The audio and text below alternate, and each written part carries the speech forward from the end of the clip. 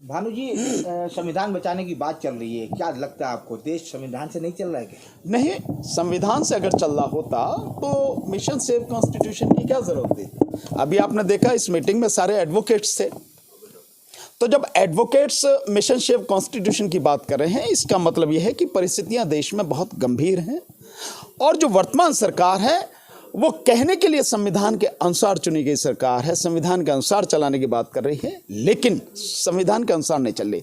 मैं एक उदाहरण दूंगा, आप इससे सारी चीज़ों को समझ जाएंगे, बल्कि एक और दूंगा साथ में, तो आप समझ जाएंगे कि क्या संविधान से चल रहा है या एक तानाशाह की तानाशाही से चल रहा है। जैसे आप देखें, संविधान हमारा जो है वो कहता है कि भारत एक धर्मनिरपेक्ष राष्ट्र है, लेकिन देश का प्रधानमंत्री जब जाके एक मंदिर की नींव रखता है और शुरू से लेकर आखिर तक उसका प्रसारण होता है सभी मीडिया चैनल्स पर, तो ये देश के संविधान के विरोध में काम है। प्रधानमंत्री मोदी अगर व्यक्तिगत रूप से मोदी के रूप में जाएं, चाहे पूजा कर लें, कुछ भी कर लें, पर वो प्रधानमंत्री के रूप में जा रहे हैं, प्रधानमंत्री के रूप में जाके वो सारे काम कर रहे हैं, तो ये धर्मनिरपेक्ष नहीं, धर्मनिरपेक्षता को खत्म करने का काम है। संविधान है। प्रधानमंत्री हिंदू तो पूजा करने जा रहे, कौन मना कर रहा है? प्रधानमंत्री हिंदू है तो कौन मना कर रहा है? वो पूजा करें, लेकिन धर्म व्यक्तिगत मसला है, समाज का मसला नहीं है। और प्रधानमंत्री देश के प्रधानमंत्री हैं तो उनका हर काम संविधान के अनुरूप होना चाहिए, संविधान के अनुसार होना चाहिए। वो संविधान के अनुसार नहीं कर रहे। कहने का मतलब प्रधानमंत्री पहले इस्तीफा दे, फिर मंदिर जाए, फिर पूजा करें। मेरे कहने का मतलब मैं समझता हूं सबको साफ साफ समझ में आ गया होगा।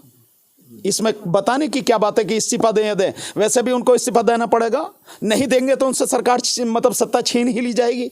आने वाला समय इसी बात का है, तो इसमें घबराने की क्या बात है? नहीं देंगे तो छीन ही लेंगे। दूसरी बात, बिल्कुल 24 की तैयारी है। दूसरी बात, एक और उदाहरण देता हूं।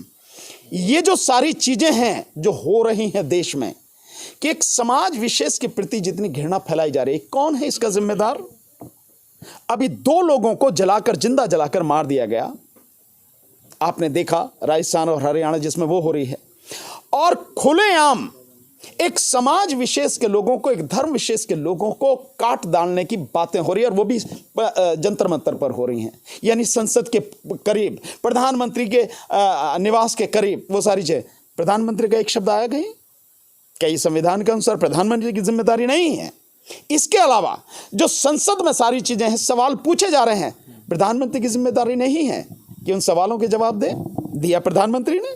नहीं दिया ना, बल्कि यहां तक किया कि वो जो जितने भी सवाल पूछे गए राहुल गांधी द्वारा, वो सारे सवालों को पार्लियामेंट की जो प्रोसीडिंग्स उसी से हटा दिया गया, एक्सपंज कर दिया गया।